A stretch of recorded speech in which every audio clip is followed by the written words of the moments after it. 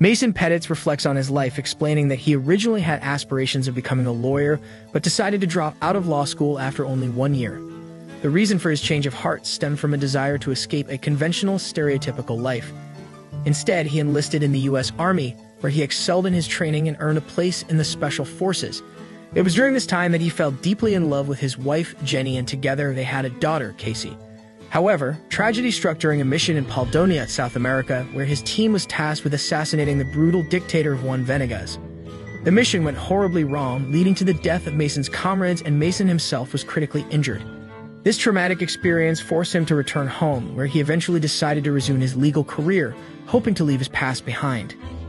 Several years have passed, and Mason and Jenny's once passionate relationship has settled into a monotonous routine typical of suburban life.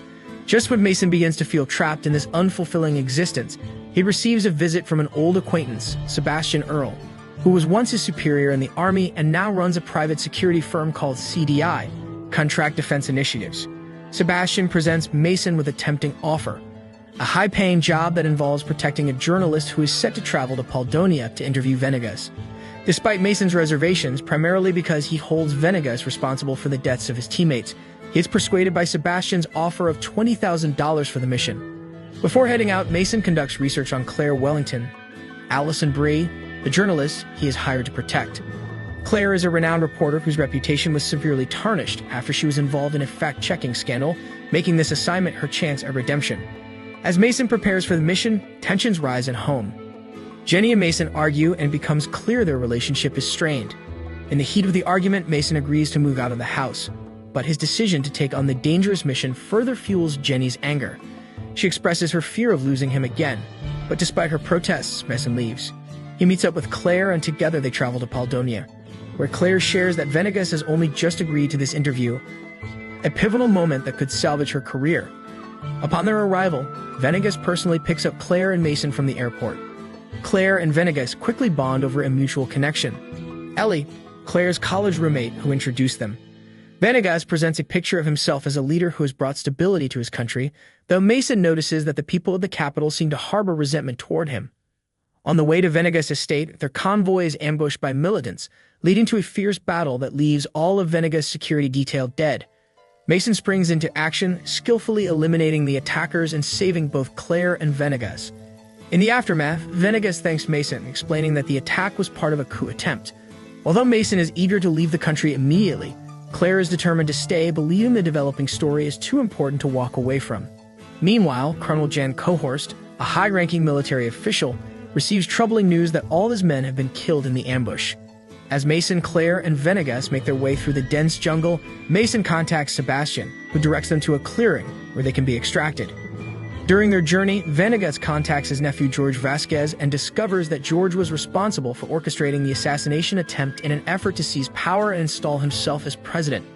Though Claire is upset at the idea of abandoning such a promising story, Mason insists they leave, knowing the danger they face. While awaiting extraction in the jungle, Mason and Claire are ambushed once again, this time by mercenaries. A tense chase ensues through the wilderness, with Mason managing to kill most of their attackers.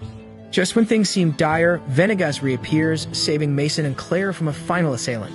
The group barely escapes with their lives, but it's clear the danger is far from over. In a separate confrontation, Georgie meets with Cohorst to discuss the failed assassination attempt. Cohorst, acting on behalf of powerful clients, expresses frustration over Venegas' survival and warns George that failure to eliminate his uncle will have severe consequences. The stakes are high, and the power struggle is far from over. As Mason reflects on the events, he tells Claire that this mission will be his last, citing his age and the toll it has taken on his body. He opens up about his personal struggles, admitting that his separation from Jenny and his dissatisfaction with his legal career have left him questioning the direction of his life. For Mason, this mission has become more than just a job.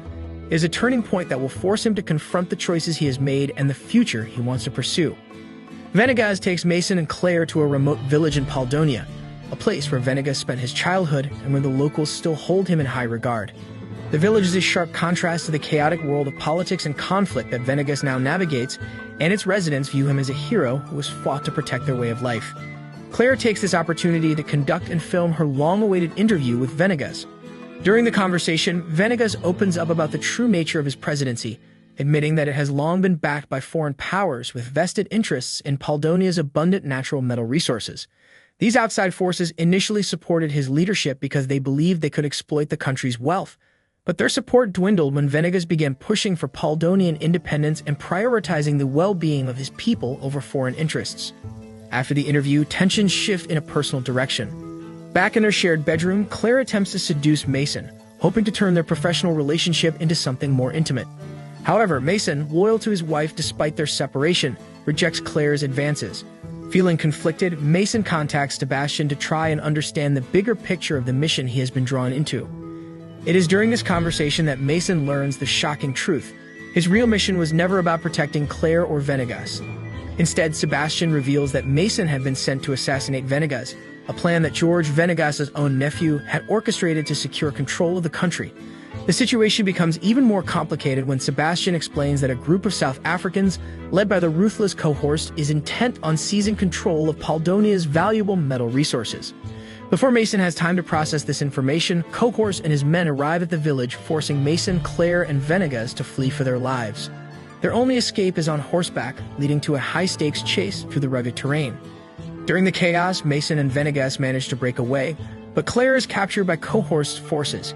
As Mason and Venegas regroup, Venegas begins to open up to Mason, revealing even more about the dark secrets surrounding his presidency. He admits that he was aware of George's plot to assassinate him, and that he also knew about Mason's original mission to kill him during the army operation years ago. Venegas drops another bombshell. It wasn't his men who killed Mason's comrades.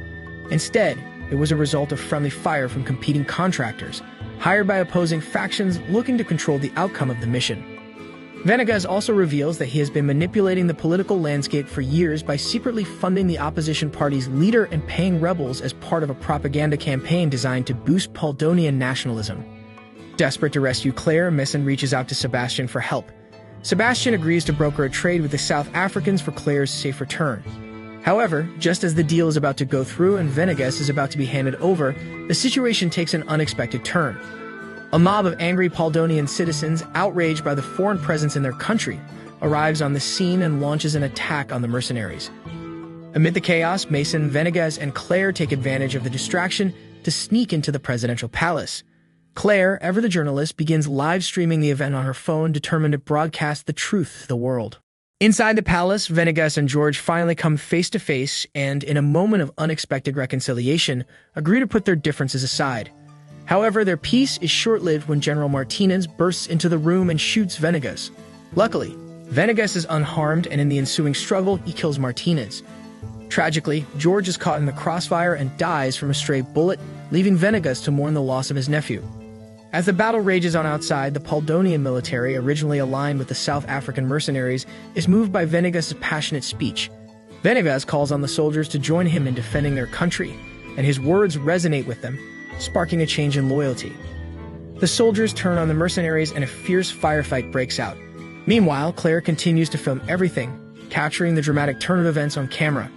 In the midst of the chaos, Mason faces off against Cohorst in a brutal hand-to-hand fight.